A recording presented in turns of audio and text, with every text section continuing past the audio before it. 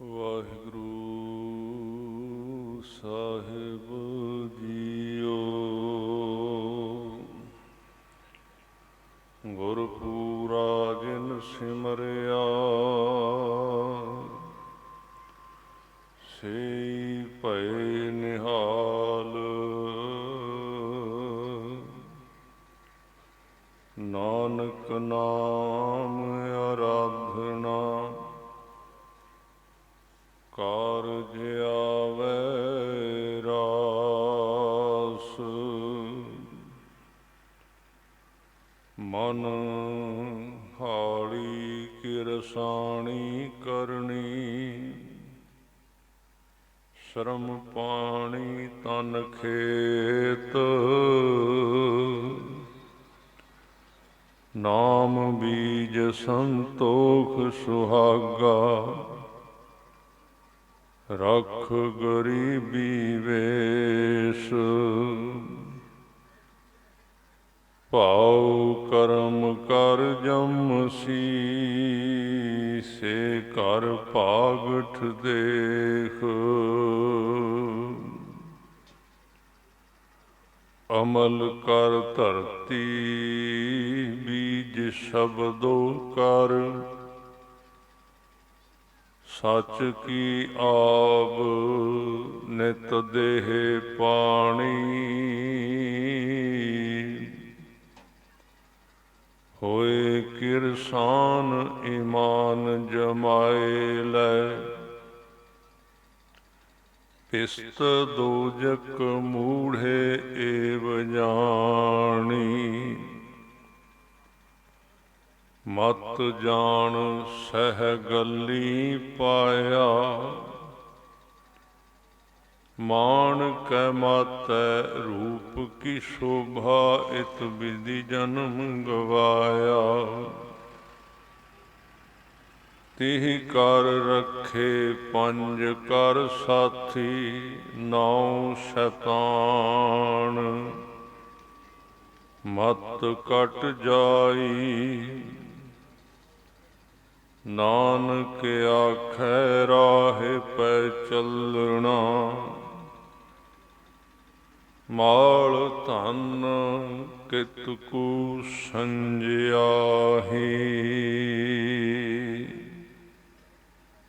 ਸਤਿਗੁਰੂ ਗਰੀਬ ਨਵਾਜ ਸੱਚੇ ਪਾਤਸ਼ਾਹ ਦਸਾਂ ਪਾਤਸ਼ਾਹਾਂ ਦੇ ਪ੍ਰਤੱਖ ਸਰੂਪ ਲੋਕ ਪਰਲੋਕ ਦੇ ਸਹਾਇਕ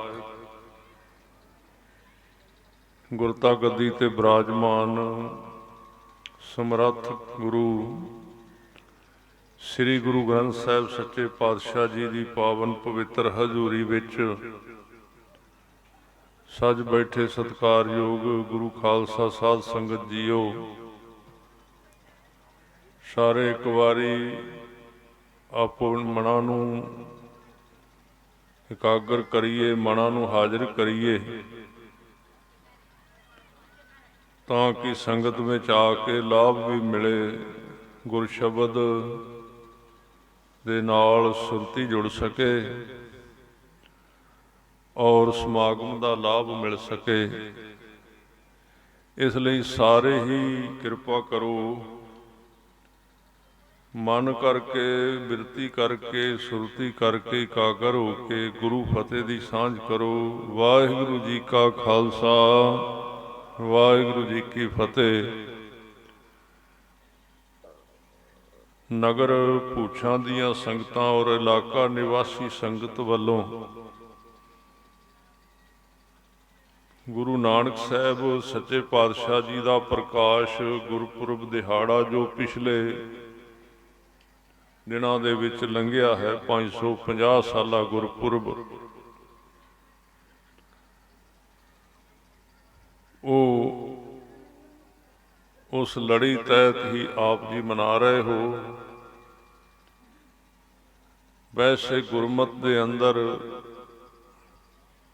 ਸਦਾ ਹੀ ਗੁਰਪੁਰਬ ਹੈ। ਗੁਰਪੁਰਬ ਸ਼ਬਦ ਗੁਰਮਤਿ ਵਿੱਚ ਹੀ ਆਇਆ। ਵੈਸੇ ਆਮ ਪੁਰਬ ਸ਼ਬਦ ਪੁਰਾਣੇ ਭਾਰਤ ਦੇ ਸੱਭਿਆਚਾਰ ਦੇ ਵਿੱਚ ਵਰਤਿਆ ਜਾਂਦਾ ਸੀ ਪੁਰਬ ਸ਼ਬਦ। दस पुरब सदा दसाहरा, हूँ नाम हर का सदा जांचों, देहो प्रभ धरनी धरा। पुरब का मतलब हुंदा चाअ दे नाल कीता होया करम, खुशी जिहदे विच खेड़ा होवे, जिहदे विच उत्साह होवे।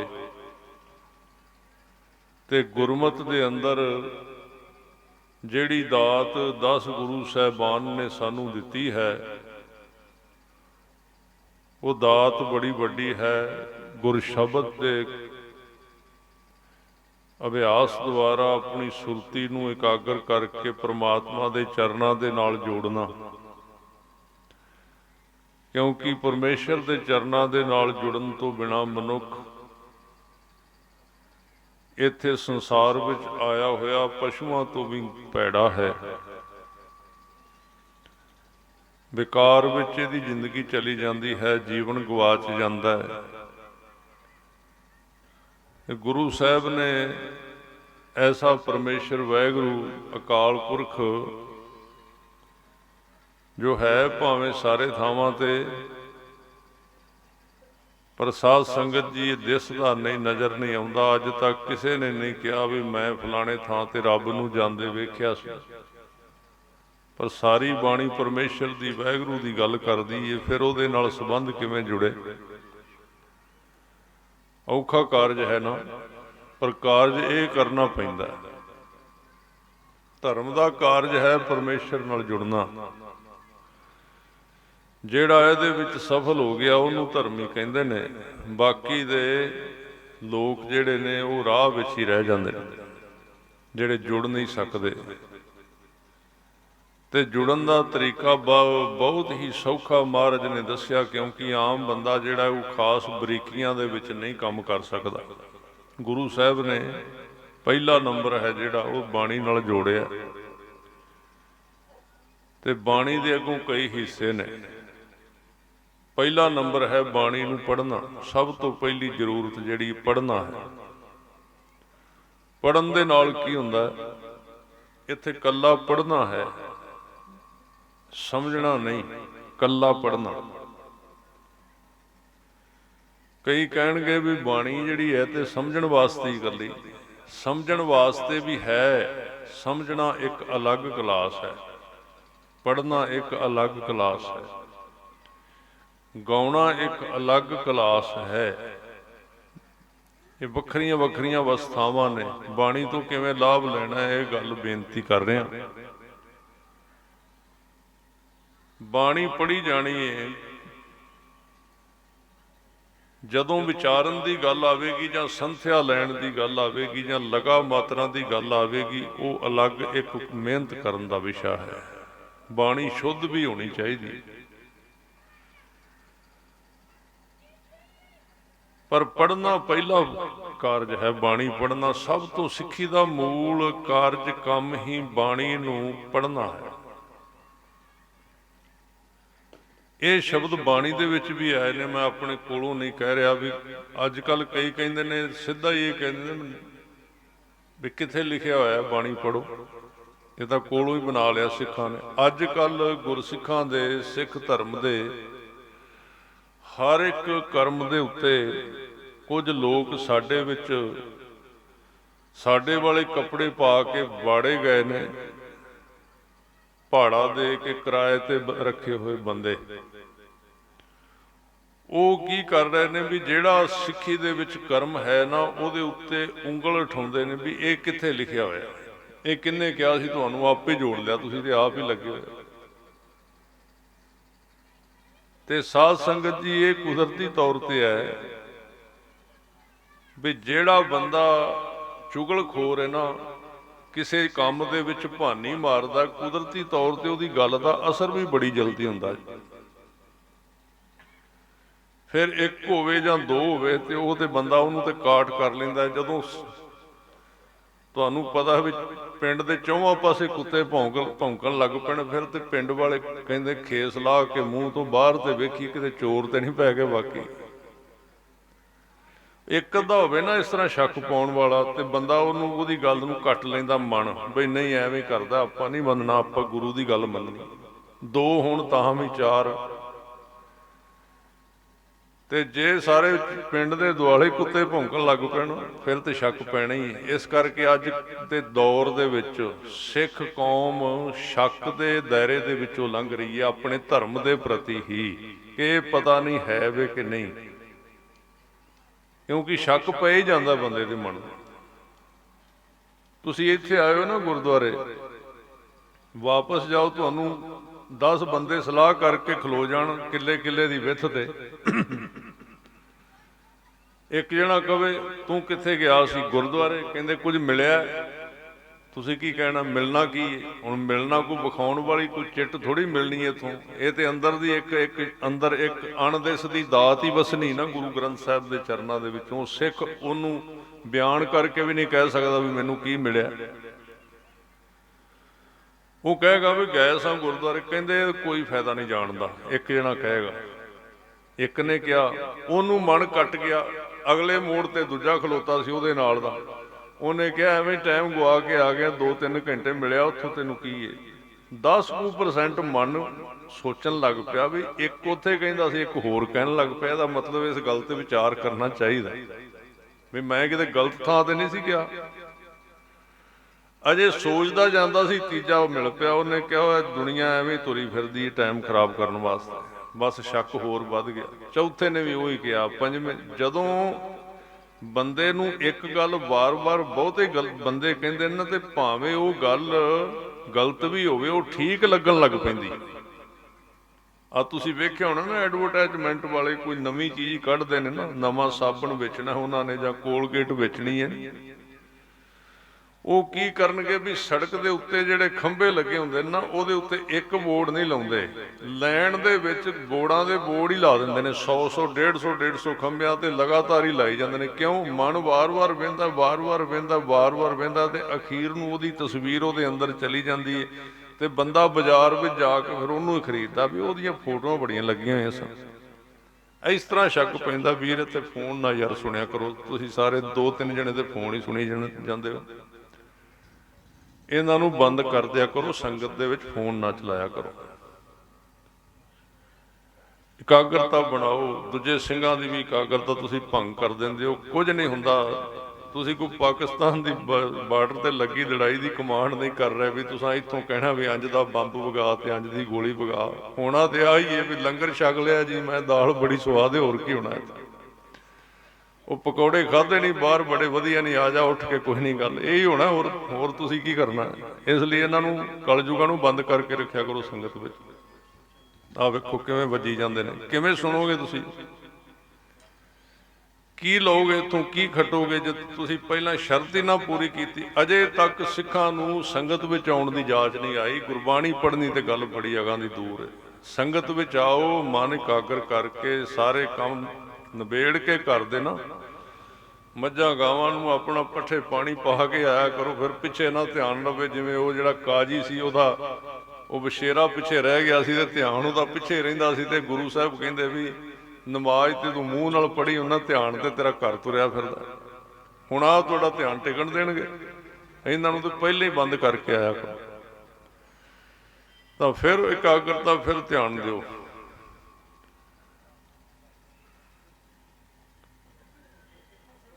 ਕਰੋ ਮਦਦ ਥੋੜ੍ਹੀ ਜਿਹੀ ਇਹਨਾਂ ਦੀ। ਤਾਂ ਵੇਖੋ ਕਿੰਨੀ ਇਹ ਮਤਲਬ ਡਿਸਟਰਬੈਂਸ ਹੋਈ, ਕਿੰਨੇ ਮਿਹਨਤ ਨਾਲ ਪ੍ਰਬੰਧਕਾਂ ਨੇ। ਵੇਖੋ ਭਾਈ ਸਾਹਿਬ ਇੱਥੇ ਬੋਲ ਰਹੇ ਸੀ ਨਾ, ਉਹ ਕਹਿ ਰਹੇ ਸੀ ਵੀ ਅਸੀਂ ਇਹਨੂੰ, ਮੇਰੇ ਬਾਰੇ ਕਹਿ ਰਹੇ ਸੀ 5 ਸਾਲਾਂ ਤੋਂ ਫੋਨ ਕਰਦੇ ਸੀ। ਫੋਨ ਇਹਨਾਂ ਬਹੁਤ ਕੀਤੇ, ਟਾਈਮ ਅੱਗੇ ਪਿੱਛੇ ਹੋ ਜਾਂਦਾ ਸੀ, ਕਦੀ ਮੈਂ ਖਾਲੀ ਨਹੀਂ ਸੀ ਹੁੰਦਾ। ਜਦੋਂ ਮੈਂ ਹੁੰਦਾ ਸੀ ਉਦੋਂ ਇਹਨਾਂ ਦਾ ਸਮਾਗਮ ਨਹੀਂ ਸੀ ਹੁੰਦਾ। ਤੇ ਜੇ ਮੈਂ ਹੁਣ ਆ ਹੀ ਗਿਆ ਤੇ ਹੁਣ ਇੱਥੇ ਫੋਨਾਂ ਵਾਲੇ ਨਹੀਂ ਖਲੋਣ ਦਿੰਦੇ, ਵੀ ਹੁਣ ਕਰੇ ਕੀ ਬੰਦਾ?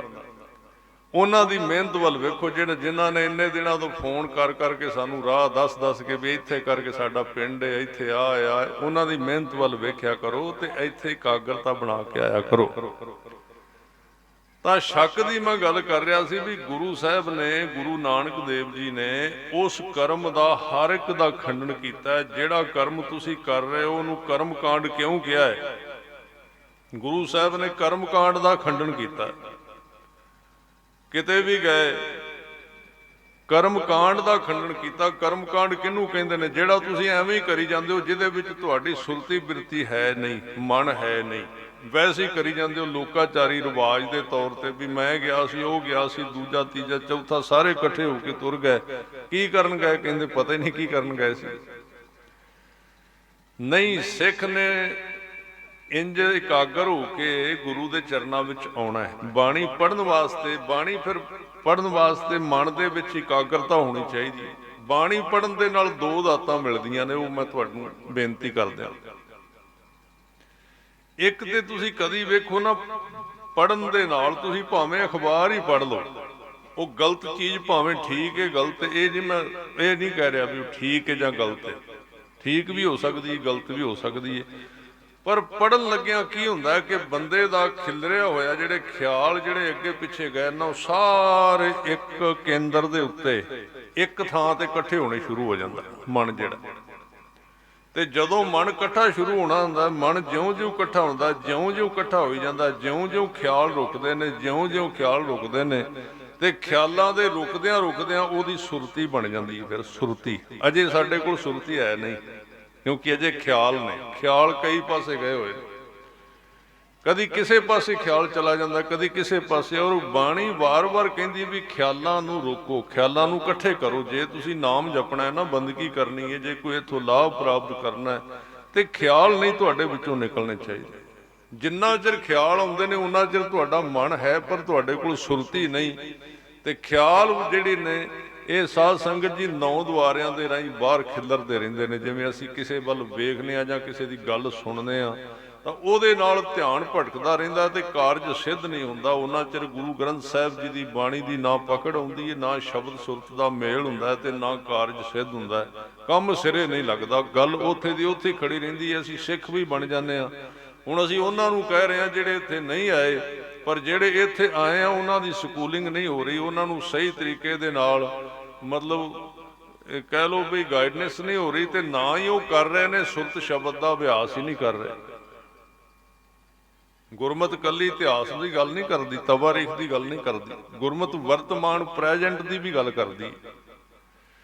ਇਤਿਹਾਸ ਜਿਹੜਾ ਹੈ, ਜੋ ਬੀਤਿਆ ਹੋਇਆ ਪਾਸਟ, ਗੁਜ਼ਰਿਆ ਹੋਇਆ ਸਮਾਂ, ਉਹ ਤਾਂ ਸਾਨੂੰ ਸਪੋਰਟ ਦਿੰਦਾ ਹੈ ਵੀ ਬਾਬਾ ਬੁੱਢਾ ਸਾਹਿਬ ਹੋਏ ਸੀ ਤੇ ਉਦੋਂ ਉਹਨਾਂ ਨੇ ਇਸ ਤਰ੍ਹਾਂ ਸਿੱਖੀ ਕਮਾ ਕੇ ਸਾਨੂੰ ਮਾਡਲ ਕਰਤਾ ਵੀ ਸਿੱਖੀ ਇਸ ਤਰ੍ਹਾਂ ਕਮਾਈ ਦੀ, ਗੁਰੂ ਦਾ ਹੁਕਮ ਇਸ ਤਰ੍ਹਾਂ ਮੰਨੀਦਾ, ਮਹਾਰਾਜ ਦਾ ਜਿਹੜਾ ਸਤਿਕਾਰ ਇਸ ਤਰ੍ਹਾਂ ਕਰੀਦਾ।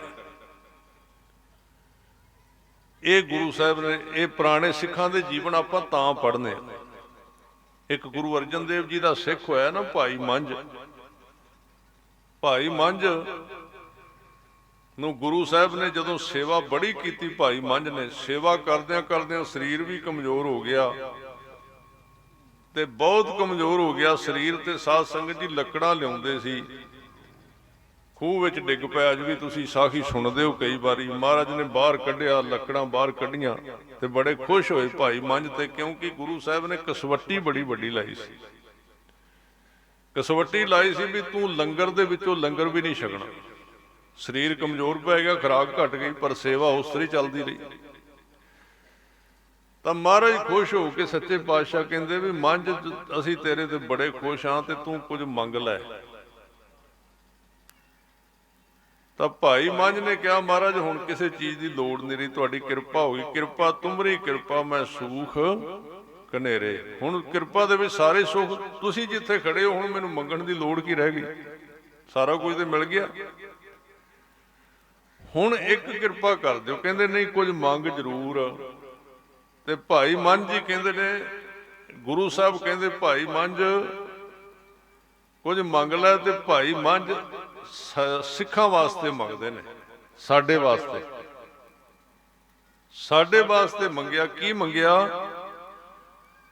ਕਹਿਣ ਲੱਗੇ ਮਹਾਰਾਜ ਸੱਚੇ ਪਾਤਸ਼ਾਹ ਵੀ ਆਉਣ ਵਾਲੇ ਜਿਹੜੇ ਸਿੱਖ ਹੋਣਗੇ ਨਾ ਸਮੇਂ ਵਿੱਚ, ਹਾਲਾਤ ਹੀ ਇਸ ਤਰ੍ਹਾਂ ਦੀ ਬਣ ਜਾਣੀ ਹੈ, ਸਮਾਂ ਹੀ ਇਸ ਤਰ੍ਹਾਂ ਦਾ ਆ ਜਾਣਾ ਹੈ ਕਿ ਸਿੱਖੀ ਦੇ ਉੱਤੇ ਪਰਪੱਕ ਰਹਿਣਾ ਬਹੁਤ ਔਖਾ ਹੋ ਜਾਣਾ ਲੋਕਾਂ ਵਾਸਤੇ, ਬੜਾ ਔਖਾ ਹੋ ਜਾਣਾ। ਤੁਸੀਂ ਵੇਖ ਰਹੇ ਹੋ ਨਾ, ਬੜੀ ਗੱਲ ਜਿਹੜੀ ਭਾਈ ਸਾਹਿਬ ਨੇ ਕਹੀ ਵੀ 5 ਪਿਆਰੇ ਡੀਕ ਰਹੇ ਨੇ ਵੀ ਇੱਕ ਬੰਦਾ ਹੀ ਅੰਮ੍ਰਿਤ ਛਕ ਲਵੇ। गल बहुत साध संगत जी दुख वाली है। आ मैं इत्थे रेलवे स्टेशन ते फाटकां ते खड़े सी ते उत्थे लोग इकट्ठे हो जाते हैं सारे अगे पिछे जदों फाटक बंद हुंदा। मैं कहा पंजाब दी धरती है ते साध संगत जी उत्थे मोटरसाइकिलों वाले लंघे 20 दे केस कट्टे सन ते इक्को ने पग बधी हुई सी। बस ये पंजाब दी हालात है, इनू वेखना पेगा भी असीं खड़ोते कित्थे आ। तुसीं सिंह आ गए, चलो दर्शन दे रहे हो सारे सारे पग्गां दाड़ियां वाले सोहणे अमृतधारी हो। आ दूजा जिहड़ा माल है वो तो बहुता वो तो आया ही कोई नहीं, आए नहीं, सुनाइए किनू गल किहदे नाल करिए, वो आउंदे ही नहीं। इसलिए असीं सोचिया थोड़ा जिहा असीं उपराला भी किया, एक ਸਿੰਘਾਂ ने जोड़ मेला बना के एक जथेबंदी बना के सेवा दल साहिबजादे सेवा दल भी आपां गुरुद्वारे तो बाहर जाके जिथे मुंडे ਸਿੰਘ रहिंदे ना केस कट्टे हुए ने ਸਕੂਲਾਂ ਵਿੱਚ गुरु घर तो बाहर सत्थां दे विच जिथे बाहर बहिंदे ने उत्थे अमल खांदे ने, उत्थे चिट्टे खांदे ने। साडी सरकार वंडदी है, ये बुरे हाल कीते साडी सरकार ने। आ हुणे कल 2 कुंटल के करीब हेरोइन फड़ी गई अमृतसर दे विच, तुसीं सुणिया होना। ये लोकां ने खानी सी ना, लोकां दीआं आंदरां गलनियां सन, लोकां दे बच्चे मरने सन, होर की होना सी। वेचदा कौन है हुण? उन्हां नूं बचाउण वाले भी आ जाणे ने, करदा कौन है? इत्थे किहड़ा कानून है? कहंदे डेमोक्रेसी है जी, फलाना है जी, ढिंगड़ा है। आ एक बीबी दे नाल बलात्कार होया ते ओदी हत्या भी कीती, जिहड़ी ओ बीबी सी दिल्ली दे विच, ते ओदा पक्का फिक्स भी कर दिता गया सी भी इन्हां 4 बंदियां ने काम कीता ते इन्हां नूं 2 तरीक नूं 2 फरवरी नूं फांसी लग जानी है, इन्हां नूं 1 तरीक नूं सारा कुछ तय हो गया सी। पर उन्हां कातलों की ते बलात्कारियों की हमायत करने वाले भी आ गए, उन्होंने फांसी रुका दी है। तो वकील ने छाती ते हथ मार के कहा उसकी मां नूं भी नहीं लगन देनी इन्हों फांसी। वो बेचारी रोंदी फिरदी है, दसो कित्थे कानून है? फिर कहते ने जी एक कानून तो बाहर की गल करते ने, एक कानून तो बाहर नहीं जाना चाहिए। वो कानून तुसीं लागू नहीं करते, फिर लोगों ने बाहर तो जाना ही है। फिर तुसीं नहीं चुकते गन, फिर लोगों ने तो चुकनी है। फिर कहोगे उग्रवादी ने, फिर आ ने वो ने। क्यों चुकियां सन इत्थे? ये तां चुकियां सन तुसीं लोकां दे हक खाधे, लोकां दे खून पीते, तां चुकियां सन। चुकण दा आम बंदे नूं अपनी संसारक परिवारक जिंदगी छड्ड के ते दुखां दे विच कह लो जां कोटां कचहरियां विच जाण दा कोई शौक नहीं हुंदा भी मैं अपने बच्चे छड्ड के ते बाहर किते रुलदा फिरां, ये शौक नहीं हुंदा। पर जदों किसी दा हक खोया जाए, गुरु साहब ने भी उस वेले ये गल कही है भी उदों फिर ये गल्लां हुंदियां ने। इस करके डेमोक्रेसी ते अखबारां विच ते वरकियां दे उत्ते ते कागजां दे उत्ते लिखी हुई है, दुनिया दे विच ग्राउंड विच कित्थे लागू हुंदी? उसे तरह फिरदे ने।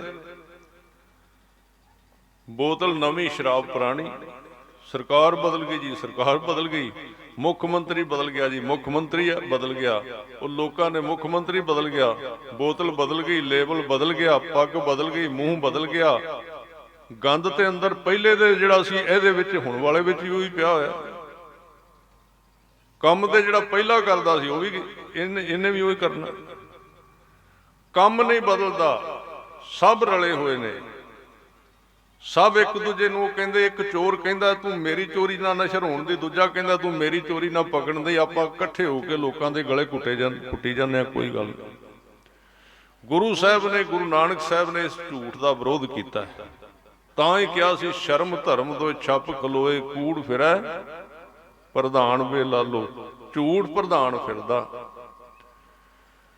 तो इस तरह साध संगत जी ये कारज जिहड़ा मुढ़ला कारज है ना, सिख धर्म का मुढ़ला कारज, बाद में तुसी कोई भावें समाज सुधार की गल करो, गुरु नानक साहब जी नूं पढ़ो, गुरु ग्रंथ साहब पातशाह की बाणी पढ़ो, कुछ भी करो, किन्नियां गल्लां करो, सुनो, ये सारियां गल्लां ये तां बाद विच आउणियां ने। गुरु घर का पहला जिहड़ा साध संगत जी कारज है वो है बंदे दे ध्यान दे विच गुरु शब्द दा वस जाना। पहला कारज ये है, इहदे वास्ते इक्को ही काम करना पैना, सब तो पहला बाणी दे पाठक बनना पैना। अज आपां जिन्ने भी गुरु दरबार विच आए हैं, ਗੁਰੂ ਨਾਨਕ ਸਾਹਿਬ ਜੀ ਦੀ ਯਾਦ ਵਿੱਚ ਆਏ ਆ। ਅੱਜ ਸਾਰੇ ਆਪਾਂ ਇੱਕ ਗੱਲ ਸੋਚੀਏ ਕਿ ਕੱਲ ਤੋਂ ਲੈ ਕੇ, ਮੈਂ ਜ਼ਿਆਦਾ ਤੇ ਤੁਹਾਨੂੰ ਨਹੀਂ ਕਹਿੰਦਾ, ਪਹਿਲੀ ਗੱਲ ਤੇ ਤੁਹਾਡੇ ਜਿੱਥੇ ਗੁਰਦੁਆਰਾ ਸਾਹਿਬ ਹੋਵੇਗਾ ਨਾ, ਉੱਥੇ ਇੱਕ ਸਿਆਣਾ ਗ੍ਰੰਥੀ ਸਿੰਘ ਰੱਖੋ ਜਿਹੜਾ ਗੁਰਬਾਣੀ ਦੀ ਸੰਥਿਆ ਕਰਾਏ। ਜਿਆਦੀ ਨਾ ਕਰਾਏ, ਘੱਟੋ ਘੱਟ ਜਪਜੀ ਸਾਹਿਬ ਦੀ ਸਾਰੇ ਪਿੰਡ ਨੂੰ ਕਰਾਏ, ਸਾਰੇ ਪਿੰਡ ਨੂੰ ਜਪਜੀ ਸਾਹਿਬ ਦੀ, ਵੀ ਜਪਜੀ ਸਾਹਿਬ ਇਸ ਤਰ੍ਹਾਂ ਬੋਲਣਾ ਹੈ। ਮੈਂ ਇਸ ਤਰ੍ਹਾਂ ਨਹੀਂ ਤੁਹਾਨੂੰ ਕਹਿਣਾ ਵੀ ਸਹਿਜ ਪਾਠ ਕਰਿਆ ਕਰੋ ਜੀ, ਸਹਿਜ ਪਾਠ ਕਰਿਆ ਕਰੋ। ਆ ਇੱਕ ਪਿੱਛੇ ਜੀ ਬੰਦਾ ਬੋਲਦਾ ਸੀ, ਪੋਥੀਆਂ ਅਸੀਂ ਕੱਲ ਨੂੰ ਤੁਹਾਨੂੰ ਲਿਆ ਦਿਆਂਗੇ, ਸੈਂਚੀਆਂ ਅਸੀਂ ਤੁਹਾਨੂੰ ਕੱਲ ਨੂੰ ਜਿੰਨੀਆਂ ਕਹਿੰਦੇ ਉਨੀਆਂ ਟਰੱਕਾਂ ਦੇ ਟਰੱਕ ਲਿਆ ਦਿਆਂਗੇ। ਸਾਰੇ ਜਣੇ ਸਹਿਜ ਪਾਠ ਕਰਿਆ ਕਰੋ, ਘਰ ਹੀ ਪੜਿਆ ਕਰੋ ਬਾਣੀ, ਹਰਿਮੰਦਰ ਸਾਹਿਬ ਜਾਣ ਦੀ ਲੋੜ ਹੀ ਨਹੀਂ। ਸੁਣਿਆ ਹੋਣਾ ਤੁਸੀਂ ਵਿੱਚੋਂ ਵਿੱਚੋਂ ਕਈਆਂ ਨੇ।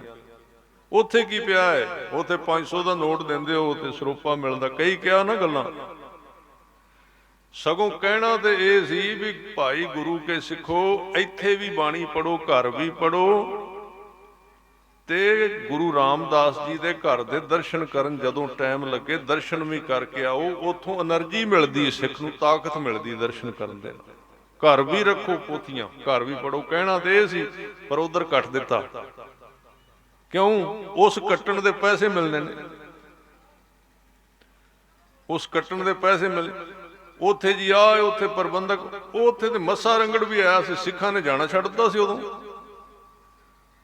ਪ੍ਰਬੰਧਕ ਆਏ, ਗਲਤ ਆਏ, ਉਹਦੀ ਉਪਰਾਲਾ ਕਰੋ ਵੀ ਠੀਕ ਪ੍ਰਬੰਧਕ ਆਏ, ਸੁਧਾਰ ਦੀ ਗੱਲ ਕਰੋ, ਜਾਂ ਉਹਨੂੰ ਬਦਲ ਲਓ, ਜਾਂ ਉਹਦੇ ਬਦਲ ਦੀ ਗੱਲ ਕਰੋ। ਪਰ ਤੁਸੀਂ ਗੁਰੂ ਅਸਥਾਨ ਛੱਡ ਕੇ ਭੱਜਣ ਦੀ ਗੱਲ ਕਰ ਰਹੇ ਹੋ ਵੀ ਉੱਥੇ ਜਾਓ ਹੀ ਨਾ। ਇਹਦਾ ਮਤਲਬ ਹੈ ਤੁਸੀਂ ਮੱਸੇ ਰੰਗੜ ਦੀ ਔਲਾਦ ਹੋ, ਇਹ ਮਤਲਬ ਇਹਦਾ। ਉਹ ਜ਼ਕਰੀਆ ਖਾਨ ਕਹਿੰਦਾ ਸੀ ਸਿੱਖ ਇੱਥੇ ਨਾ ਆਉਣ, ਅਹਿਮਦ ਸ਼ਾਹ ਅਬਦਾਲੀ ਕਹਿੰਦਾ ਸੀ ਸਿੱਖ ਹਰਿਮੰਦਰ ਸਾਹਿਬ ਨਾ ਆਉਣ। ਤੇ ਜੇ ਕੋਣ ਸਿੱਖਾਂ ਵਾਲੇ ਕੱਪੜੇ ਪਾ ਕੇ ਗੁਰੂ ਗ੍ਰੰਥ ਸਾਹਿਬ ਦੇ ਕੋਲ ਬਹਿ ਕੇ ਕਹਿੰਦਾ ਉੱਥੇ ਜਾਣ ਦੀ ਲੋੜ ਕੋਈ ਨਹੀਂ, ਤੇ ਨਾਲ ਸਪੋਰਟ ਲੈ ਲਈ ਇਸ ਗੱਲ ਦੀ ਵੀ ਘਰ ਸੈਂਚੀਆਂ ਤੋਂ ਪਾਠ ਕਰ ਲਿਆ ਕਰੋ। ਸਿੱਖ ਬੋਲਣ ਜੋਗੇ ਵੀ ਨਾ ਰਹੇ ਵਿਚਾਰੇ ਜਿਹੜੇ ਅੱਗੇ ਬੈਠੇ ਸਨ। ਉਹਨਾਂ ਕਿਹਾ ਜੀ ਬਾਬਾ ਜੀ ਦੇ ਇਹੀ ਕਹਿੰਦੇ ਨਾ ਵੀ ਘਰ ਪਾਠ ਕਰਿਆ ਕਰੋ। ਦੂਜੀ ਗੱਲ ਵਿੱਚ ਦਿਮਾਗ ਦੇ ਬਾੜ ਦਿੱਤੀ, ਚੋਰ ਨੇ ਤਰੀਕੇ ਦੇ ਨਾਲ ਹਰਿਮੰਦਰ ਸਾਹਿਬ ਨੂੰ ਕੱਢ ਦਿੱਤਾ ਸਿੱਖ ਦੇ ਸਿਰ ਵਿੱਚੋਂ, ਦਿਮਾਗ ਵਿੱਚੋਂ। ਪਰ ਯਾਦ ਰੱਖੋ, ਹਰਿਮੰਦਰ ਸਾਹਿਬ ਸਿੱਖ ਦੀ, ਅਕਾਲ ਤਖਤ ਸਿੱਖ ਦਾ ਹਿਰਦਾ ਹੈ। ਇਹ ਬਾਹਰੋਂ ਵੇਖਣ ਵਿੱਚ ਲੱਗਦਾ ਹੈ ਇੱਟਾਂ ਤੇ ਪੱਥਰਾਂ ਦਾ ਬਣਿਆ ਹੈ। ਇਹ ਅਕਾਲ ਤਖਤ ਸਾਹਿਬ ਪੱਥਰਾਂ ਤੇ ਇੱਟਾਂ ਦਾ ਨਹੀਂ ਬਣਿਆ, ਇਹ ਸਿੱਖਾਂ ਦੀਆਂ ਹੱਡੀਆਂ ਦਾ ਬਣਿਆ ਹੋਇਆ ਹੈ। ਮੇਰੇ ਖਿਆਲ ਵਿੱਚ ਤੁਸੀਂ ਇਤਿਹਾਸ ਨੂੰ ਫੋਲ ਲਵੋ, ਜਿੰਨਾ ਮਟੀਰੀਅਲ ਅੱਜ ਅਕਾਲ ਤਖਤ ਸਾਹਿਬ ਦੀਆਂ ਕੰਧਾਂ ਤੇ ਲੱਗਾ ਤੇ ਜਿੰਨਾ ਹਰਿਮੰਦਰ ਸਾਹਿਬ ਤੇ ਲੱਗਾ, ਜੇ ਤੁਸੀਂ ਸ਼ਹੀਦ ਸਿੰਘਾਂ ਦੀਆਂ ਹੱਡੀਆਂ ਇਕੱਠੀਆਂ ਕਰ ਲਓ ਤੇ ਇਹਨਾਂ ਪੱਥਰਾਂ ਨੂੰ ਹੱਡੀਆਂ ਦਾ ਢੇਰ ਵੱਡਾ ਲੱਗ ਜਾਏਗਾ। ਇਸ ਹਰਿਮੰਦਰ ਸਾਹਿਬ ਦੀ, ਇਸ ਅਕਾਲ ਤਖਤ ਦੀ ਸੇਵਾ ਵਾਸਤੇ ਇੰਨੀਆਂ ਕੁਰਬਾਨੀਆਂ ਸਿੱਖਾਂ ਨੇ ਕੀਤੀਆਂ ਨੇ। ਤੇ ਇਹ ਕਹਿੰਦੇ ਹਰਿਮੰਦਰ ਸਾਹਿਬ ਜਾਣ ਦੀ ਲੋੜ ਹੀ ਕੋਈ ਨਹੀਂ, ਉੱਥੇ ਹੈ ਹੀ ਕੁਝ ਨਹੀਂ। ਹੋਰ ਹੋਰ ਅਰਥ ਕਰਕੇ ਕੱਢ ਦੇਣਗੇ, ਹਰੀ ਤੇ ਵਿਸ਼ਨੂੰ ਨੂੰ ਕਹਿੰਦੇ ਨੇ ਸੀ ਜੀ, ਇਹ ਵਿਸ਼ਨੂੰ ਨੂੰ ਕਹਿੰਦੇ ਸੀ ਫਲਾਣੇ। ਉਹ ਪੜੋ, ਕਿਸੇ ਕੋਲੋਂ ਬਵੋ, ਤੁਹਾਨੂੰ ਪਤਾ ਲੱਗੇ ਹਰੀ ਦੇ ਕਿੰਨੇ ਅਰਥ ਹੁੰਦੇ ਨੇ। ਤੁਸੀਂ ਕਿਸੇ ਬੰਦੇ ਕੋਲ ਬਵੋ ਤੇ ਤੁਹਾਨੂੰ ਪਤਾ ਲੱਗੇ ਵਿਦਿਆ ਕੀ ਹੁੰਦੀ ਵੀ ਹਰੀ ਦੇ ਕਿੰਨੇ ਅਰਥ ਹੁੰਦੇ ਨੇ। ਹਰੀ ਦੇ ਅਰਥ ਵਿਸ਼ਨੂੰ ਵੀ ਹੈ, ਹਿੰਦੂਆਂ ਵਾਲਾ ਵਿਸ਼ਨੂੰ, ਉਹਨੂੰ ਉਹ ਹਰੀ ਕਹਿੰਦੇ ਨੇ। ਹਰੀ ਦੇ ਅਰਥ ਹਰਨ ਕਰਨ ਵਾਲਾ, ਚੋਰੀ ਕਰਨ ਵਾਲਾ, ਚੋਰ ਵੀ ਕਹਿੰਦੇ ਨੇ ਹਰੀ। ਹਰੀ ਦੇ ਅਰਥ ਹਰਾ ਭਰਾ ਕਰਨ ਵਾਲਾ ਵੀ ਬਣਦੇ ਨੇ। ਜਿਹੜਾ ਗੁਰਮਤ ਦਾ ਹਰੀ ਏ, ਗੁਰਮਤ ਦੇ ਵਿੱਚ ਉਸ ਹਰੀ ਨੂੰ ਹਰੀ ਕਿਹਾ ਗਿਆ ਜੋ ਸਰਬ ਵਿਆਪਕ ਇੱਕ ਓੰਕਾਰ ਵਾਹਿਗੁਰੂ ਸਾਰੇ ਥਾਵਾਂ ਤੇ ਵਸਦਾ ਹੈ, ਉਹਨੂੰ ਹਰੀ ਕਿਹਾ ਗਿਆ। ਕਿਸੇ ਦੇਵਤੇ ਨੂੰ, ਹਾਂ ਜੇ ਕਿਤੇ ਵਿਸ਼ਨੂੰ ਦੇਵਤੇ ਦੀ ਗੱਲ ਆਏਗੀ ਉੱਥੇ ਉਹਦਾ ਨਾਂ ਲੋਕ ਹਰੀ ਲੈਂਦੇ ਸੀ, ਗੁਰੂ ਸਾਹਿਬ ਨੇ ਵੀ ਲਿਖ ਦਿੱਤਾ। ਪਰ ਹੁਣ ਨਾ ਕੋਈ ਪੜ੍ਹੇ ਨਾ ਦੱਸੇ, ਹੁਣ ਕਰੇ ਗੱਲ ਕੌਣ, ਖੋਲ ਕੇ ਕਰੇ। ਇੱਥੇ ਮੁੰਡੇ ਮੇਰੇ ਕੋਲ ਬਾਹਰ ਬੈਠੇ ਸੀ ਚਾਹ ਪੀਂਦੇ, ਨੌਜਵਾਨ ਕਹਿੰਦੇ ਵੀ ਉਹੀ ਗੱਲ, ਕਹਿੰਦੇ ਗੁਰੂ ਸਾਹਿਬ ਦਾ ਗੁਰਪੁਰਬ 5 ਜਨਵਰੀ ਨੂੰ ਕਦੀ ਆਉਂਦਾ ਤੇ ਕਦੀ ਦਸੰਬਰ ਨੂੰ ਆ ਜਾਂਦਾ, ਇਹ ਕੀ ਗੱਲ। ਹੁਣ ਇਹ ਗੱਲਾਂ ਸਮਝਣ ਵਾਲੀਆਂ ਨੇ। ਭੋਲਾ ਭਾਲਾ ਆਮ ਬੰਦਾ ਜਿਹੜਾ, ਉਹਦੇ ਕੋਲ ਇੰਨੇ ਸਟੱਡੀ ਕਰਨ ਦਾ ਟਾਈਮ ਨਹੀਂ ਹੁੰਦਾ ਵੀ ਗੱਲ ਕੀ ਹੈ। ਹੁਣ ਪਹਿਲਾਂ ਇਹ ਦੱਸੋ ਵੀ ਜਿੱਦਣ ਗੁਰੂ ਸਾਹਿਬ ਹੋਏ ਸੀ, ਜਿੱਦਣ ਗੁਰੂ ਸਾਹਿਬ ਦਾ ਜਨਮ ਹੋਇਆ ਸੀ, ਪ੍ਰਕਾਸ਼ ਹੋਇਆ ਸੀ, ਸਿੱਖੀ ਚੱਲੀ ਸੀ, ਉਦੋਂ ਪੰਜਾਬ ਦੇ ਵਿੱਚ ਜਨਵਰੀ ਫਰਵਰੀ ਆਈ ਸੀ? ਉਦੋਂ जनवरी फरवरी ते आई है ना, जदों सिख राज खत्म होया, सिख राज जदों खत्म होया है, महाराजा रणजीत सिंह दा राज तकरीबन ये साध संगत जी 1850 के करीब खत्म होया है। उदों बाद अंग्रेज आए तो अंग्रेज़ों ने अपना जिहड़ा कैलेंडर सी अपनी जनवरी फरवरी लियांदी। हुण जनवरी फरवरी अपने हिसाब नाल चलदी है, ਜਿਹੜੀਆਂ इत्थों ਦੀਆਂ डेटा मिथियां ਜਾਂਦੀਆਂ ने वो ब्रह्मंड ਦੇ ਵਿੱਚ ਚੱਲਦੀ ਚਾਲ ਦੇ ਮੁਤਾਬਕ ਨੇ, ਨਾ ਕਿ ਜਨਵਰੀ ਦੇ ਮੁਤਾਬਕ। ਉਹ ਪੱਕੀ ਮਿਥੀ ਗਈ ਹੈ ਕਿ ਜਿੱਦਣ ਭਾਵੇਂ ਜਿਹੜੀ 7ਵੀਂ ਹੋਣੀ ਹੈ, ਪੋਸ ਦੀ 7ਵੀਂ, ਉਦਣ ਗੁਰੂ ਗੋਬਿੰਦ ਸਿੰਘ ਦਾ ਜਨਮ ਹੋਣਾ ਹੈ, ਤੇ ਪੋਸ ਦੀ 7ਵੀਂ ਕਦੀ ਆ ਜਾਏਗੀ 5 ਜਨਵਰੀ ਨੂੰ, ਤੇ ਕਦੀ 25 ਦਸੰਬਰ ਨੂੰ ਵੀ ਆ ਸਕਦੀ ਹੈ, क्योंकि उन्होंने महीने होर ने, ये होर ने। पर असी किदे नाल चलना है, जिहदे तो पिछों इतिहास चलदा आ रहा है, उहदे नाल चलना है। असीं ये गल पक्की दिमाग विच बिठा लो। कोई बहुती औखी नहीं विद्या है, जे समझाउण वाले रौला पाउण वाले ना होण ते कोई बहुती वड्डी औखी विद्या नहीं। मैं छोटी जी उदाहरण मुंडे नूं तुहानूं भी दे देना। आपां छोटे साहिबजादियां दी शहीदी मनाउने 13 पोह दी, कदी नहीं कोई मनाउंदा 11 दी, 12 दी, 14 दी, 13 दी मनाउने आ ना। ते 13 पोह नूं दसंबर किन्ना हुंदा है? कोई बंदा कह सकेगा फिक्स करके भी इन्ना दसंबर ही आवेगा 13 पोह नूं? नहीं, कदी 13 पोह 25 दसंबर नूं हुंदा है, कदी 13 पोह 26 नूं, कदी 27 नूं, कदी 28 नूं। इन्हां 4 डेटां विच आउंदा 13 पोह। ते ਉਹ 25, 26 ਤੇ 27 ਦਸੰਬਰ ਨੂੰ ਸਿੱਖ ਨਹੀਂ ਵਹਿੰਦੇ, ਉਹ 13 ਪੋਹ ਨੂੰ ਵਹਿੰਦੇ ਨੇ। ਜਿੱਦਣ 13 ਪੋਹ ਆਉਣੀ ਹੈ ਉਦਣ ਉਹਨਾਂ ਮਨਾ ਦੇਣਾ। ਉਦਣ ਭਾਵੇਂ 28 ਹੋਵੇ ਤੇ ਭਾਵੇਂ 27 ਤੇ 26, ਉਹਦਾ ਕੋਈ ਫਰਕ ਨਹੀਂ ਪੈਂਦਾ। ਇਸ ਲਈ ਸੌਖੀ ਜੀ ਗੱਲ ਹੈ ਇਹਨਾਂ ਭੁਲੇਖਿਆਂ ਤੋਂ ਬਚਣ ਵਾਸਤੇ। ਸਾਡੇ ਸੰਮਤ ਫਿਰ ਕਹਿਣਗੇ ਜੀ ਇਹ ਤੇ ਹਿੰਦੂਆਂ ਦੇ ਸੰਮਤ ਨੇ, ਫਲਾਣੇ ਸੰਮਤ ਨਹੀਂ। ਇਹਨਾਂ ਹਿੰਦੂਆਂ ਸਮੇਂ ਦਾ ਸੰਬੰਧ ਕਿਸੇ ਕੌਮ ਨਾਲ ਥੋੜੀ ਹੁੰਦਾ। ਇਹ ਤਾਂ ਇੱਕ ਸਾਇੰਟੀਫਿਕ, ਇੱਕ ਗਲੋਬਲ ਜਿਹੜਾ ਬ੍ਰਹਿਮੰਡ ਦੀ ਕਿਰਿਆ ਹੈ ਉਹਦੇ ਨਾਲ ਸੰਬੰਧ। ਇਹਦਾ ਹਿੰਦੂਆਂ ਨਾਲ ਕੀ ਸੰਬੰਧ ਹੋਇਆ, ਨਾ ਮੁਸਲਮਾਨਾਂ ਨਾਲ ਸੰਬੰਧ ਹੋਇਆ। ਹੁਣ ਸੂਰਜ ਚੜ੍ਹਦਾ ਹੈ ਤੇ ਸੂਰਜ ਡੁੱਬਦਾ ਹੈ।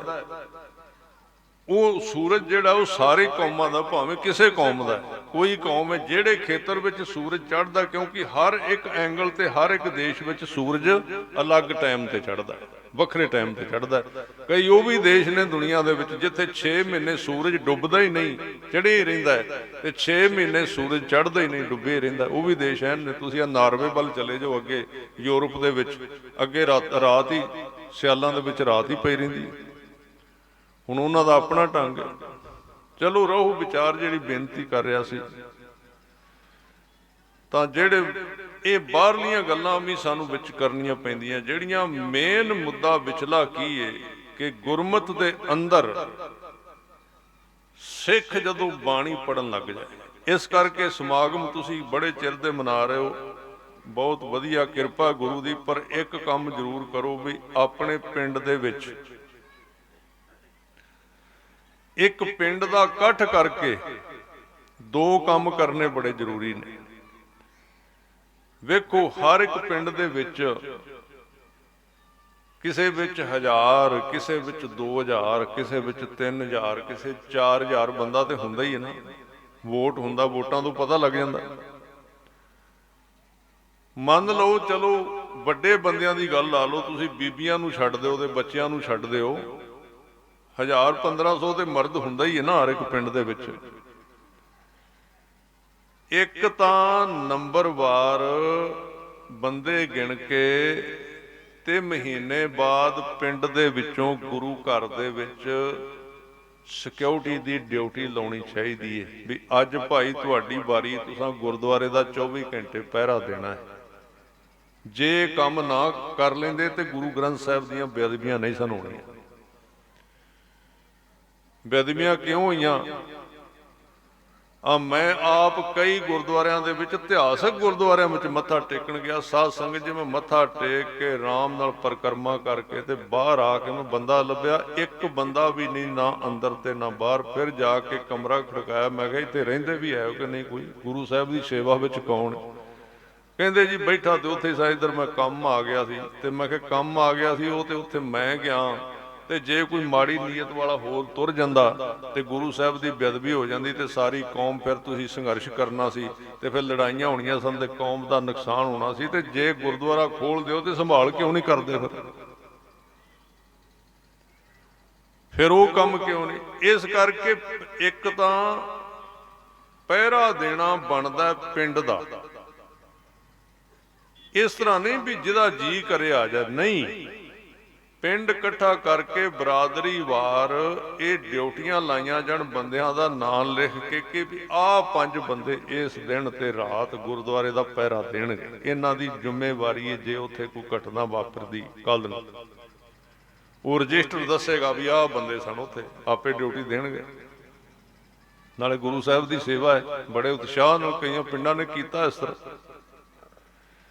ਤੇ ਦੂਜਾ ਇੱਕ ਕੰਮ ਹੈ ਵੀ ਭਾਵੇਂ ਕੋਈ ਕਰਨਾ ਚਾਹੇ ਤੇ ਭਾਵੇਂ ਨਾ ਕਰਨਾ ਚਾਹੇ, ਇੱਕ ਕੰਮ ਸਿੱਖਾਂ ਦੇ ਵਿੱਚ, ਪੰਜਾਬ ਦੇ ਵਿੱਚ ਪੱਕਾ ਹੋਣਾ ਚਾਹੀਦਾ ਹੈ ਕਿ ਜਪਜੀ ਸਾਹਿਬ ਦੀ ਸੰਥਿਆ ਇਹ ਕਰਨੀ ਹਰ ਇੱਕ ਸਿੱਖ ਲਈ ਜ਼ਰੂਰੀ ਹੈ। ਕੱਲੇ ਜਪਜੀ ਸਾਹਿਬ ਦੀ, ਮੈਂ ਗੁਰੂ ਗ੍ਰੰਥ ਸਾਹਿਬ ਦੀ ਸਾਰੇ ਦੀ ਨਹੀਂ ਕਰ ਰਿਹਾ, ਉਹ ਤੇ ਆਪਣਾ ਸ਼ੌਂਕ ਹੈ, ਤੁਸੀਂ ਕਰੋ, ਬੜੀ ਚੰਗੀ ਗੱਲ ਹੈ। ਜਪਜੀ ਸਾਹਿਬ ਦੀ ਸੰਥਿਆ ਕਰਨੀ ਤੇ ਜਪਜੀ ਸਾਹਿਬ ਦਾ ਪਾਠ ਰੋਜ਼ ਕਰਨਾ, ਇਹ ਬੜਾ ਜ਼ਰੂਰੀ ਹੈ। ਮੈਂ ਰਹਿਤ ਮਰਿਆਦਾ ਦੀ ਗੱਲ ਨਹੀਂ ਕਰ ਰਿਹਾ, ਰਹਿਤ ਮਰਿਆਦਾ 'ਚ 5 ਬਾਣੀਆਂ ਨੇ। ਮੈਂ ਵੈਸੇ ਇੱਕ ਸਰਸਰੀ ਗੱਲ ਕਰ ਰਿਹਾ ਵੀ ਇਹ ਤਾਂ ਇੱਕ ਛੋਟਾ ਜਿਹਾ ਕੰਮ ਹੈ ਤੇ 20 ਮਿੰਟ ਜਾਂ 25 ਮਿੰਟ ਦਾ ਰੋਜ਼ ਦਾ ਕੰਮ ਹੈ, ਹਰ ਇੱਕ ਬੰਦਾ ਕਰ ਹੀ ਸਕਦਾ ਹੈ ਨਾ। ਇਹ ਕਰਨਾ ਸ਼ੁਰੂ ਕਰ ਦਿਓ, ਸਾਲ ਬਾਅਦ ਤੁਹਾਨੂੰ ਬਾਣੀ ਆਪਣਾ ਅਸਰ ਵਿਖਾਉਣਾ ਸ਼ੁਰੂ ਕਰ ਦੇਗੀ, ਤੁਹਾਡੇ ਵਿਚਾਰ ਬਦਲਣੇ ਸ਼ੁਰੂ ਹੋ ਜਾਣਗੇ। ਬਾਣੀ ਵਿੱਚ ਸ਼ਕਤੀ ਹੈ। ਅਸੀਂ ਤੁਹਾਨੂੰ ਕਿੰਨੇ ਸਮਾਗਮਾਂ ਵਿੱਚ ਆਏ ਸਮਾਗਮ ਸਮਝਾਉਂਦੇ ਆ, ਕੇਸ ਰੱਖੋ, ਅੰਮ੍ਰਿਤ ਛਕੋ, ਆਹ ਕਰੋ, ਕਿੰਨਿਆਂ ਕੁ ਦੇ ਅਸਰ ਹੁੰਦਾ। ਚਲੋ ਕਿਸੇ ਤੇ ਹੋ ਵੀ ਜਾਂਦਾ, ਮੈਂ ਨਹੀਂ ਕਹਿੰਦਾ ਵੀ ਨਹੀਂ ਹੁੰਦਾ। ਇਹ ਇੱਕ ਅਲੱਗ ਪ੍ਰਚਾਰ ਦਾ ਤਰੀਕਾ ਹੈ ਸਮਾਗਮ ਕਰਨਾ, ਇਹ ਵੀ ਇੱਕ ਤਰੀਕਾ ਹੈ। ਪਰ ਇੱਕ ਤਰੀਕਾ ਹੈ ਜਿਹੜੀ ਖੁਰਾਕ ਤੁਹਾਨੂੰ ਰੋਜ਼ ਮਿਲੇ। ਇਹ ਸਮਾਗਮ ਤੇ ਸਾਲ ਬਾਅਦ ਹੋਣਾ। ਦੱਸੋ, ਇੱਕ ਬੰਦੇ ਨੂੰ ਇੱਕ ਦਿਨ ਬਦਾਮਾਂ ਦਾ ਢੇਰ ਲਾ ਕੇ ਅੱਗੇ ਰੱਖ ਦਿਓ ਵੀ ਲੈ ਰੱਜ ਕੇ ਖਾ ਲੈ, ਇੱਕ ਦਿਨ ਤੇ ਉਹਨੂੰ ਬਦਾਮਾਂ ਦਾ ਢੇਰ ਅੱਗੇ ਲਾ ਕੇ ਰੱਖ ਦਿਓ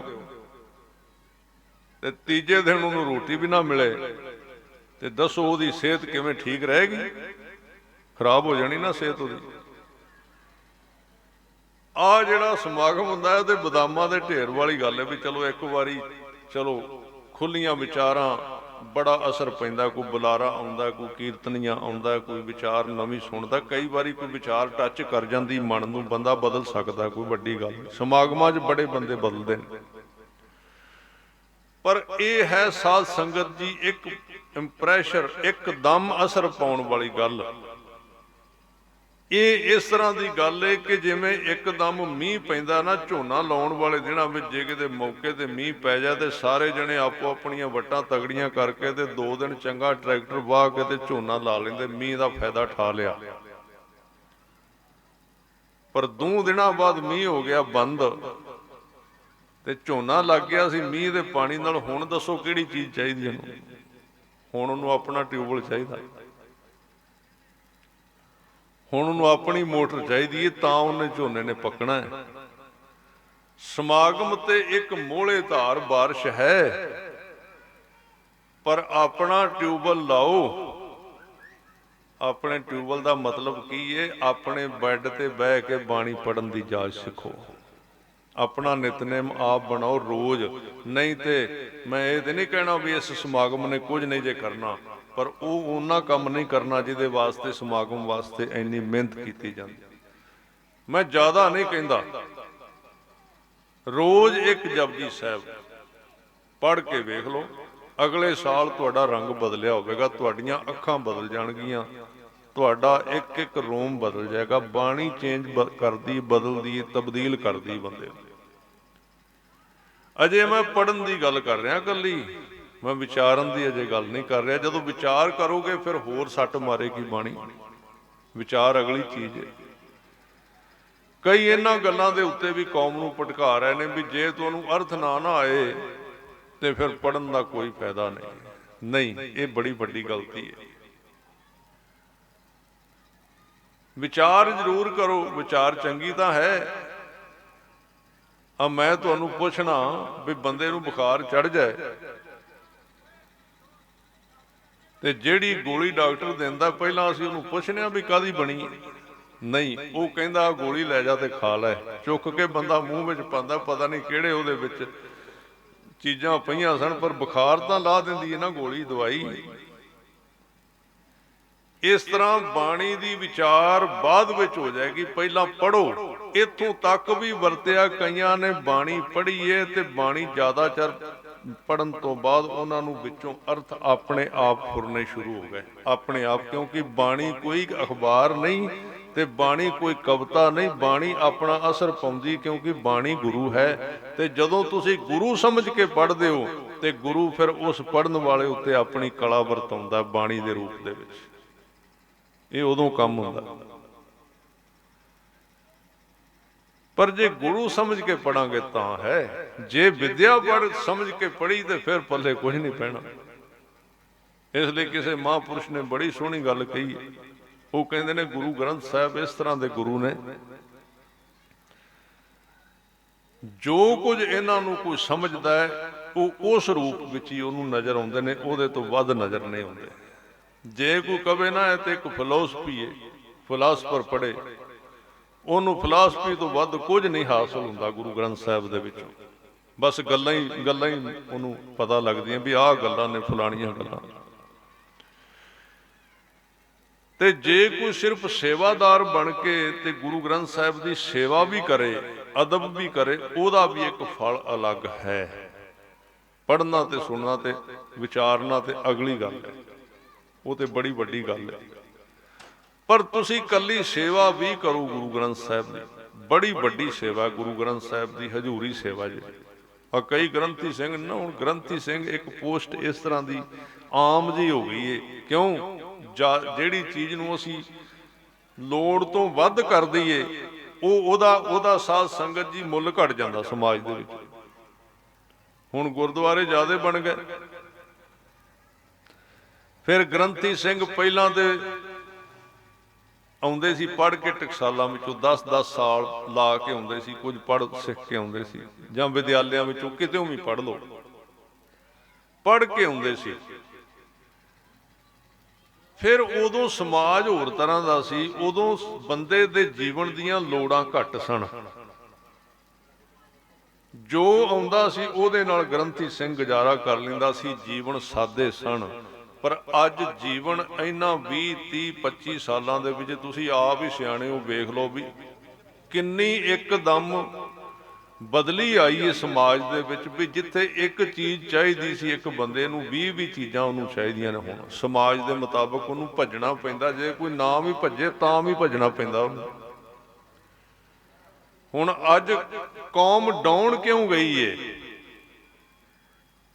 ਮੈਨੂੰ ਗੱਲ ਬਹੁਤ ਲੱਗੀ ਜਿਹੜੀ ਭਾਈ ਸਾਹਿਬ ਨੇ ਕਹੀ ਸਟੇਜ ਤੋਂ, ਵੀ ਇੱਕ ਬੰਦਾ ਤੇ ਉੱਠ ਕੇ ਜਾਓ, 5 ਪਿਆਰੇ ਬੈਠੇ ਨੇ। ਇਹ ਕੰਮ ਕਿਉਂ ਹੋਇਆ? ਇਹ ਕੰਮ ਤਾਂ ਹੋਇਆ ਕਿ ਕੌਮ, ਸੰਸਾਰ ਦਾ ਜਿਹੜਾ ਪਦਾਰਥਕ ਰਹਿਣ ਸਹਿਣ ਹੈ ਉਹ ਇੱਕਦਮ ਪਲਟ ਗਿਆ। ਬੰਦੇ ਦੀਆਂ ਲੋੜਾਂ ਬਹੁਤੀਆਂ ਵੱਧ ਗਈਆਂ ਨੇ।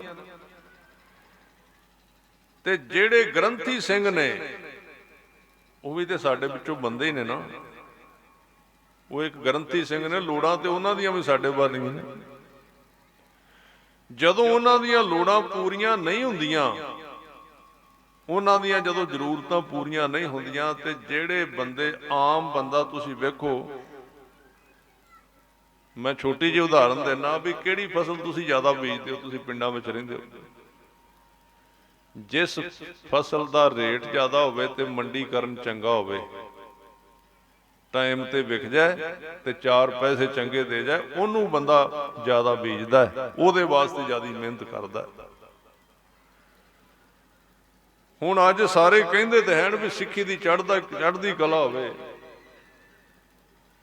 पर दसो कोई बंदा चाहुंदा मेरा मुंडा ग्रंथी बन जाए? ग्रंथियां नूं भी पुछ लो, वो भी नहीं कहंदे साडा मुंडा ग्रंथी बने। क्यों? ਉਹਦਾ ਕਾਰਨ है कि ग्रंथियां नूं मिलण वाली सहूलत बहुत डाउन कर दी गई है।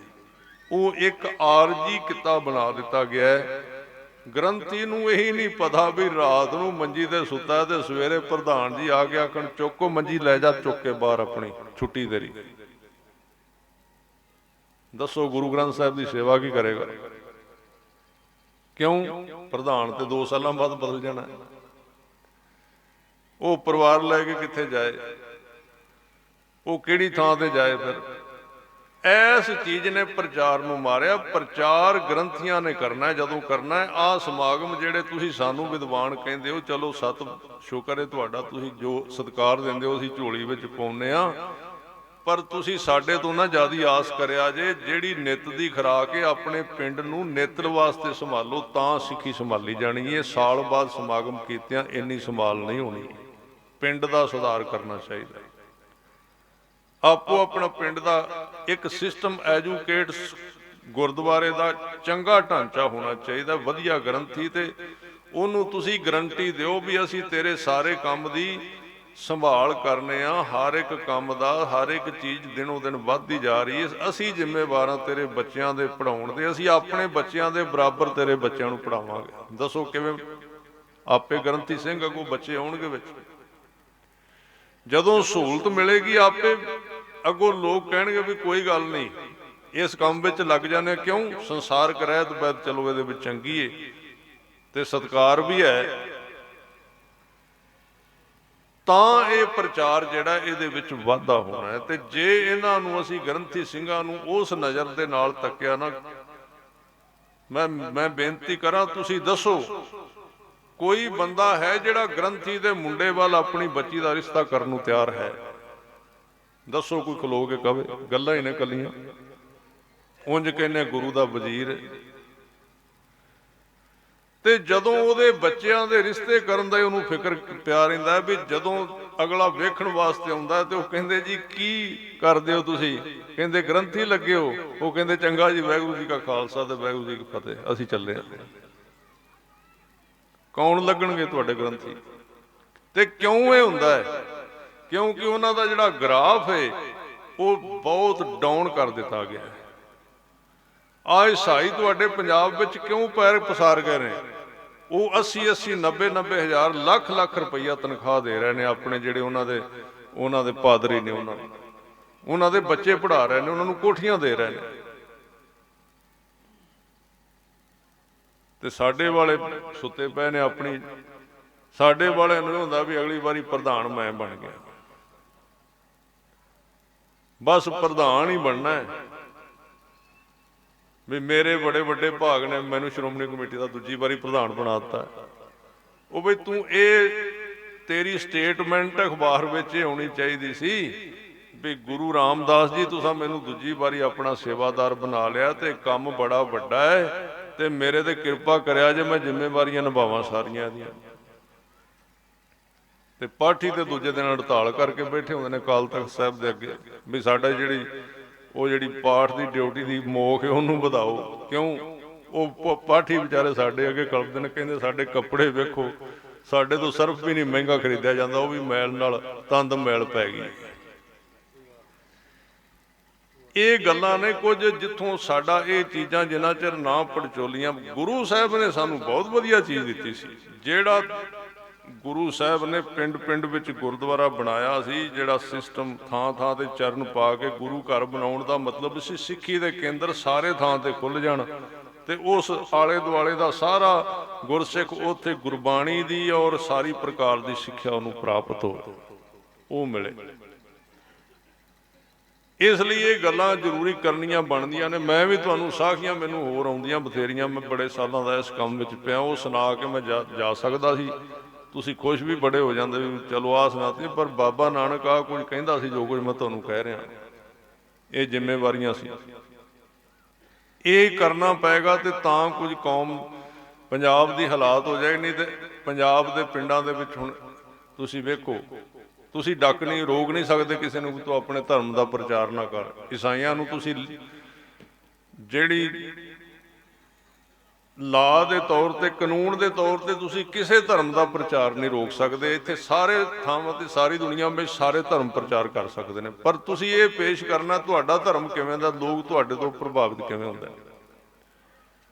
ਤਾਂ ਗੁਰੂ ਸਾਹਿਬ ਨੇ ਇਹ ਸਾਨੂੰ ਉਸ ਵਕਤ 4 ਉਦਾਸੀਆਂ ਕਰਕੇ, ਗੁਰੂ ਨਾਨਕ ਸਾਹਿਬ ਮਹਾਰਾਜ ਸੱਚੇ ਪਾਤਸ਼ਾਹ ਨੇ 4 ਉਦਾਸੀਆਂ ਕਰਕੇ ਸਾਧ ਸੰਗਤ ਜੀ ਮਹਾਰਾਜ ਨੇ ਕਿਰਪਾ ਕੀਤੀ। ਤੇ ਉਹਦੇ ਵਿੱਚ ਜਿਹੜਾ ਅਕਾਲ ਪੁਰਖ ਵੱਲੋਂ ਸੰਦੇਸ਼ ਮਿਲਿਆ ਸੀ, ਉਹ ਸੰਦੇਸ਼ ਕਿ ਐਡਾ ਕੀਮਤੀ ਮਨੁੱਖਾ ਜੀਵਨ ਜੋ ਸਫਲ ਕਰਨ ਵਾਸਤੇ ਪ੍ਰਾਪਤ ਹੋਇਆ, ਸਭ ਕਿ ਇਹ ਜੀਵਨ ਇੱਕ ਸਫਲਤਾ ਵੱਲ ਵਧੇ, ਸਿਮਰਨ ਕਰਕੇ ਸੁਰਤ ਸ਼ਬਦ ਦੇ ਅਭਿਆਸ, ਧਰਮ ਦੀ ਕਿਰਤ ਤੇ ਚੰਗਾ ਸਮਾਜ ਪੈਦਾ ਕਰ ਸਕੇ ਤੇ ਰੂਹਾਨੀਅਤ ਪੈਦਾ ਹੋਵੇ ਇਹਦੇ ਅੰਦਰ। ਅੰਮ੍ਰਿਤ ਵੇਲਾ ਬਖਸ਼ਿਆ ਗੁਰੂ ਸਾਹਿਬ ਨੇ। ਗੁਰੂ ਸਾਹਿਬ ਦਾ ਬਚਨ ਹੈ ਕਿ ਇੱਕੋ ਚੀਜ਼ ਤੂੰ ਸੰਭਾਲ। ਪਹਿਲਾਂ ਤੇ ਆਪਾਂ ਬਾਣੀ ਪੜ੍ਹਨ ਦੀ, ਇੱਕ ਗੁਰੂ ਸਾਹਿਬ ਦਾ ਇੱਕ ਉਪਦੇਸ਼ ਦੀ ਮੈਂ ਗੱਲ ਤੁਹਾਡੇ ਨਾਲ ਸਾਂਝੀ ਕੀਤੀ ਹੈ, ਉਹਨੂੰ ਸਿਰਫ ਤੁਸੀਂ ਪਕੜ ਲੈਣਾ, ਉਹੀ ਬਹੁਤ ਹੈ। ਜਿਵੇਂ ਆਪਾਂ ਕਈ ਵਾਰੀ ਕਹਿੰਦੇ ਆ ਵੀ ਜ਼ਿਆਦੀਆਂ ਗੱਲਾਂ ਗੁਰੂ ਸਾਹਿਬ ਦੀਆਂ ਨਹੀਂ ਸੁਣਾਈਆਂ, ਇਹ ਗੁਰੂ ਸਾਹਿਬ ਦੀਆਂ ਗੱਲਾਂ ਨੇ। ਤਾਂ ਦੂਜਾ ਮਹਾਰਾਜ ਨੇ ਕਿਹਾ ਕਿ ਸਭ ਤੋਂ ਮਹਿੰਗੀ ਚੀਜ਼ ਆਪਣੇ ਗੁਰੂ ਨੂੰ ਭੇਟਾ ਕਰ। ਸਭ ਤੋਂ ਮਹਿੰਗੀ ਚੀਜ਼ ਕਿਹੜੀ ਹੈ? ਸਭ ਤੋਂ ਪਿਆਰੀ ਚੀਜ਼ ਆਪਣੇ ਗੁਰੂ ਨੂੰ ਭੇਟਾ ਕਰ। ਉਹ ਸਭ ਤੋਂ ਪਿਆਰੀ ਚੀਜ਼ ਹੈ ਅੰਮ੍ਰਿਤ ਵੇਲੇ ਦੀ ਨੀਂਦ। ਅੰਮ੍ਰਿਤ ਵੇਲੇ ਦੀ ਨੀਂਦ ਬੰਦੇ ਨੂੰ ਬਹੁਤ ਪਿਆਰੀ ਲੱਗਦੀ ਹੈ, ਬਹੁਤ ਗੂੜੀ ਨੀਂਦ ਆਉਂਦੀ। ਜਿਹੜਾ ਬਿਮਾਰ ਠਮਾਰ ਵੀ ਹੋਵੇ, ਭਾਵੇਂ ਸਾਰੀ ਰਾਤ ਨੀਂਦ ਨਾ ਆਵੇ, ਸਵੇਰੇ ਉਹਨੂੰ ਵੀ ਆ ਜਾਂਦੀ ਹੈ। ਕਿਉਂਕਿ ਇਹ ਕਲਯੁਗ ਦਾ ਸਮਾਂ, ਕਲਯੁਗ ਦੀ ਗੱਲ ਹੋਈ ਸੀ ਗੁਰੂ ਨਾਨਕ ਸਾਹਿਬ ਜੀ ਦੇ ਨਾਲ।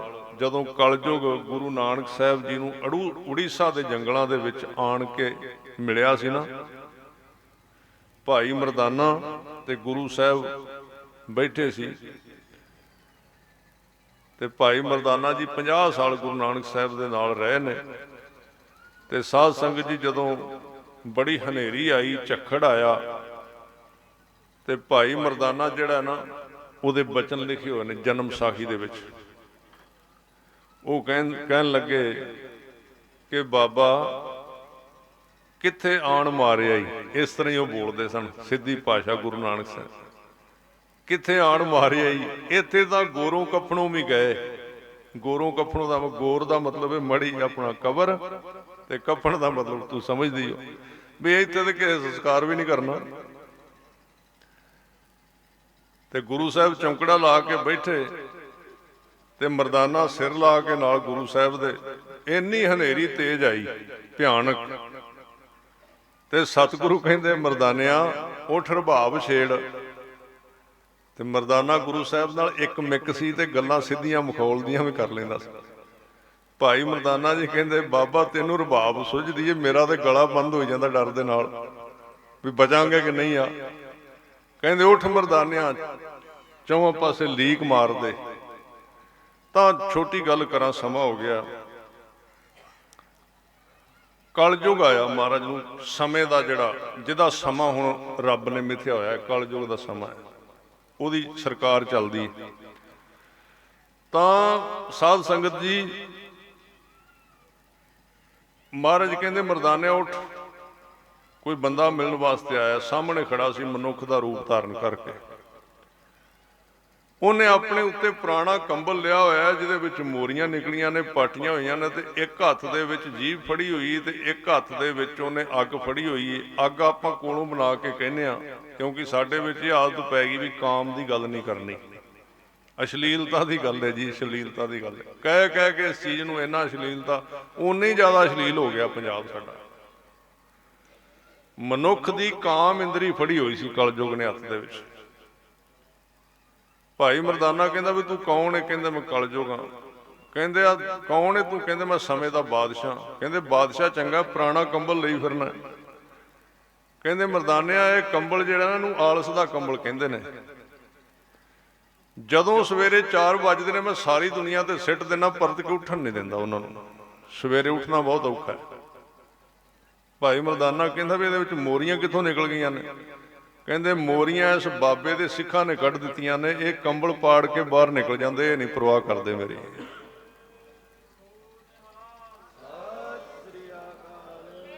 ਇਹ ਇਹਨਾਂ ਦੀ ਵਿਸ਼ੇਸ਼ਤਾ ਹੈ। ਫਿਰ ਉਹਨਾਂ ਨੇ ਪੁੱਛਿਆ ਵੀ ਤੂੰ 2 ਚੀਜ਼ਾਂ ਪੜ੍ਹੀਆਂ, ਇੱਕ ਹੱਥ ਵਿੱਚ ਬੰਦੇ ਦੀ ਜ਼ੁਬਾਨ ਫੜੀ ਤੇ ਇੱਕ ਵਿੱਚ ਤੂੰ ਕਾਮ ਇੰਦਰੀ ਫੜੀ ਹੈ, ਵੀ ਇਹ ਕੀ ਹੈ? ਕਹਿੰਦਾ ਇਹਨਾਂ 2 ਚੀਜ਼ਾਂ ਵਿੱਚ ਮੈਂ ਸਾਰੀ ਦੁਨੀਆ ਨੂੰ ਆਪਣੇ ਵੱਸ ਵਿੱਚ ਕਰ ਲਿਆ, ਖਾਣ ਪੀਣ ਦੇ ਰਸ ਵਿੱਚ ਤੇ ਕਾਮ ਦੇ ਰਸ ਦੇ ਵਿੱਚ। ਇਹਨਾਂ 2 ਚੀਜ਼ਾਂ ਦੇ ਵਿੱਚ ਦੁਨੀਆ ਨੂੰ ਮੈਂ ਕਾਬੂ ਕਰ ਲਿਆ, ਆਪਣੇ ਪਿੱਛੇ ਲਾ ਲਿਆ। ਪਰ ਜਿੱਥੇ ਇਸ ਬਾਬੇ ਨਾਨਕ ਦਾ ਜਪਜੀ ਸਾਹਿਬ ਪੜ੍ਹਿਆ ਜਾਂਦਾ ਉੱਥੇ ਮੇਰੀ ਵਾਹ ਨਹੀਂ ਚੱਲਦੀ। ਮੈਂ ਤਾਂ ਇਹਦੇ ਕੋਲ ਆਇਆ ਵੀ ਤੂੰ ਮੇਰੇ ਰਾਜ ਦੇ ਵਿੱਚ ਦਖਲ ਕਿਉਂ ਦਿੰਦਾ ਹੈ? ਸਤਿਗੁਰੂ ਕਹਿੰਦੇ ਵੀ ਮੇਰੇ ਨਾਲ ਗੱਲ ਕਰ ਲੈ ਚੁੱਪ ਕਰਕੇ। ਜਿੱਥੇ ਸਾਡਾ ਪਹਿਰਾ ਹੋਵੇਗਾ ਨਾ ਬਾਣੀ ਦਾ, ਉੱਥੇ ਨੇੜੇ ਨਾ ਆਵੀਂ, ਫਿਰ ਨਾ ਕਹੀਂ ਪਿਆ ਵਿਆਹ ਹੋ ਗਿਆ।